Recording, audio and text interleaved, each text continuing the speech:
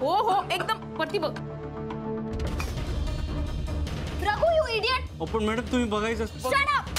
शनाया माफी मागायची.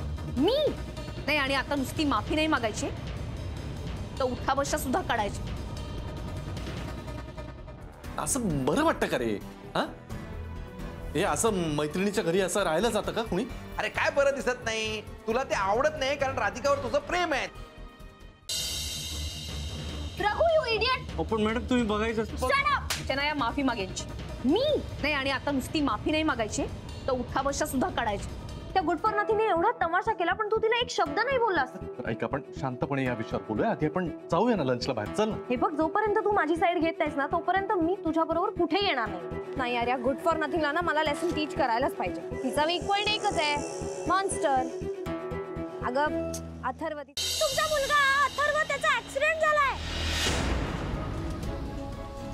बाबा, अगं अथर्वला शाळेतून घेतलं आणि घरी निघालोय. अथर्व तुमच्या बरोबर आहे? मग मला असा फोन कोणी केला असेल? शनाया,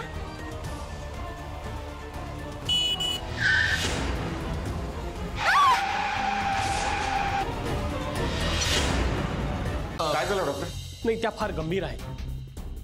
त्यांच्या डोक्याला फार जबर मार लागलेला आहे. डोक्याला जबर मार लागल्यामुळे ऑपरेशन लगेच करावं लागेल. अच्छा, म्हणजे नीनाबाई फोन करणाऱ्या व्यक्तीचा या अपघाताशी संबंध असू शकतो. जिथे घटना घडलीस त्या स्थळी चौकशी होईलच. शिवाय सीसीटीव्ही फुटेजमध्ये ही व्यक्ती कोण आहे ते आपल्याला कळेलच.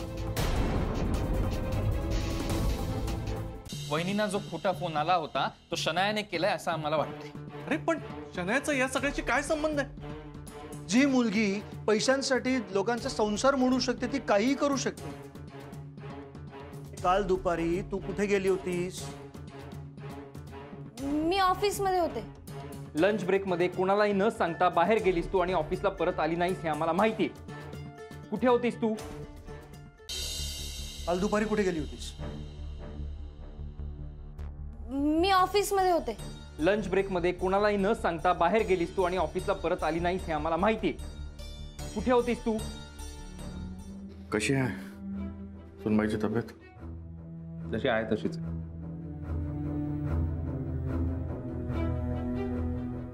मिस्टर आनंद, तुमच्या ऑफिसमध्ये असं कोण कोण आहे जे मिसेस सुभेदार त्या व्हाईटवर होते? तर तसंही राधिका नसताना सगळे महत्वाचे निर्णय मलाच घ्यावे लागतील ना. नाही, त्यासाठी पानोळकर सर आहे, मी आहे. आणि कसं आहे ना, त्या सगळ्या डिसिजन जातात तुझ्या लेवलची नाही.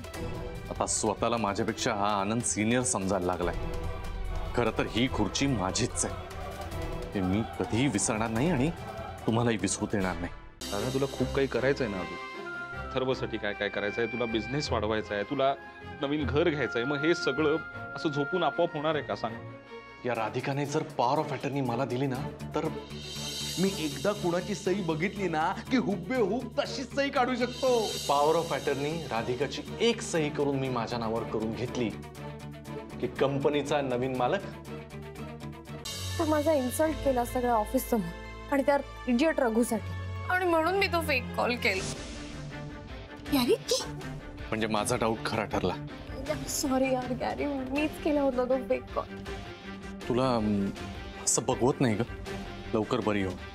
तू डोळे उघडल्यानंतर तुझ्या समोर ALF कंपनीचा नवीन मालक असेल.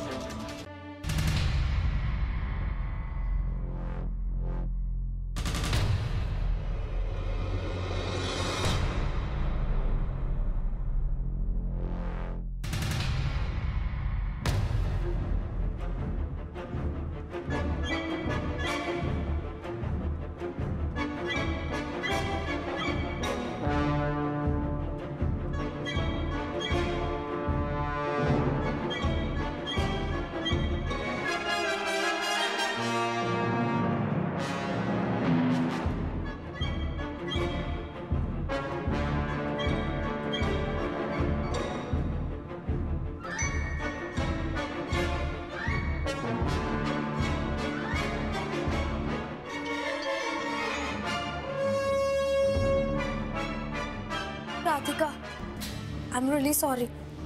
अजिबात असं माझं इंटेन्शन नव्हतं की तुझा ऍक्सिडेंट व्हावा आणि तुझी अशी अवस्था व्हावी.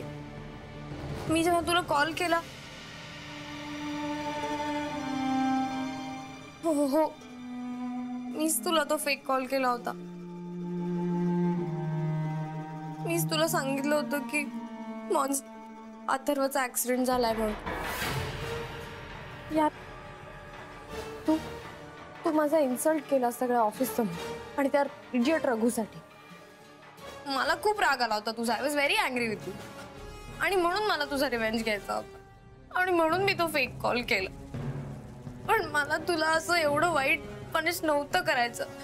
तुझी त्या दिवशी मीटिंग होती ती मिस व्हावी आणि तुझा लॉस व्हावा एवढंच मला हवं होतं. Please Radhika, I am really sorry. मला तुला हर्ट करायचं नव्हतं. आय एम सॉरी मी तुला असा फेक कॉल केला. आणि ऐक ना, तू शुद्धीवर आल्यावर प्लीज पोलिसांना माझं नाव नको सांगूस ना. त्यांना नको सांगूस की मी तुला तो कॉल केला. प्लीज. मला पोलिसांनी पकडून नेलं तर मला जेलमध्ये जावं लागेल यार. आणि मला जेलची खूप भीती वाटते. प्लीज सॉरी आणि थँक्यू. हा गुरु कुठे गेला? युसलेस माणूस आहे, जरा वेळी थांबता येत नाही याला. बाटली पण संपली आहे. नर्सला बोलवून येतो. आराम करा तुम्ही. हो. कुठे चाललात सर? ते राधिका सुभेदार. तुम्ही आता आतमध्ये जाऊ शकत नाही, त्यांचं चेकअप चालू आहे. राधिका, तू जितके दिवस शुद्धीवर येणार नाहीस ना, मला बरंच आहे. तेवढ्या दिवसांमध्ये माझा फायदा कसा करून घेतो बघच. त्यारीकडून मस्का मारून ना हा प्लॅन काढून घेतला पाहिजे. देन वी विल डिसाइड माझी नेक्स्ट स्टेप काय असेल ते.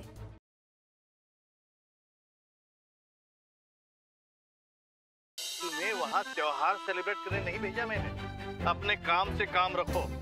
Be professional. नाही बोलले का बलसर साहेब? माझ्यावर चिडलेत. तुला काय त्याचं? माझ्या मत की पण सॉरी. आता परत सॉरी म्हणण्याच्या ऐवजी फॉर्म दिलास तर आनंद होईल मला. योग्य. राणा, येत्या 15 दिवसात कधीही क्वालिफाईंग मॅच असू शकते. खेळूया की. पुढचे 15 दिवस तुझा सगळा वेळ माझा. अहो तुम्ही म्हणशीला तसं.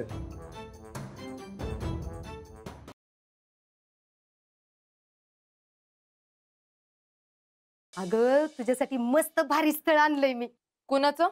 अगं हर्षवर्धननी तुला लग्नाची मागणी घातली. जयश्री लग्नाला होकार दिला पाहिजे, मग सगळं नीट होईल. टेन्शन नॉट भैया, ती होत असती तयार. अरे पण कधी?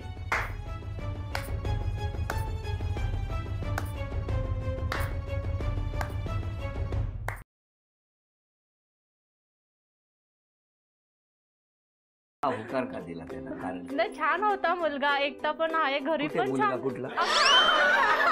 अच्छा हे मला वाटलं घरी पण छान आहे म्हणल्यावर ते सुखात राहणार म्हणलं हो म्हणणारच की मी. सुखात की सुखत? सुखात. सुखात ते सांगा. आनंदात. मग असं सांगा ना. मला वाटलं लग्नानंतर मुलगा सुखत राहणार.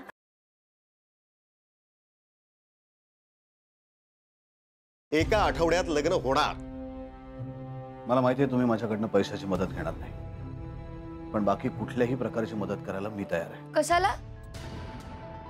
नाही म्हणजे तुम्ही इतके बिझी असता की तुमच्या एक एक मिनिटाचं शेड्यूल ठरलेलं असतं. आणि दुसरं म्हणजे आमच्या छोट्या माणसांची कामं सोपी नसतात. हो, काय असतात तुमची कामं? तेल गल्लीतून जाऊन घाण्याचं तेल आणायचंय. जमेल तुम्हाला?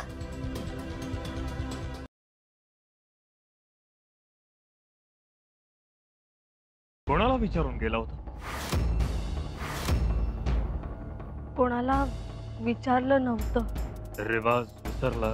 जी म्हणजे आबासाहेब. हा कसूर नाही का? या बेजबाबदार वर्तनाचा आम्हाला खुलासा हवाय. स्वराज्याच्या कुलमुखत्यार इतक्या बेपरवाहीनं वागतात. ही बाब आम्हाला सहन होणारी नाही.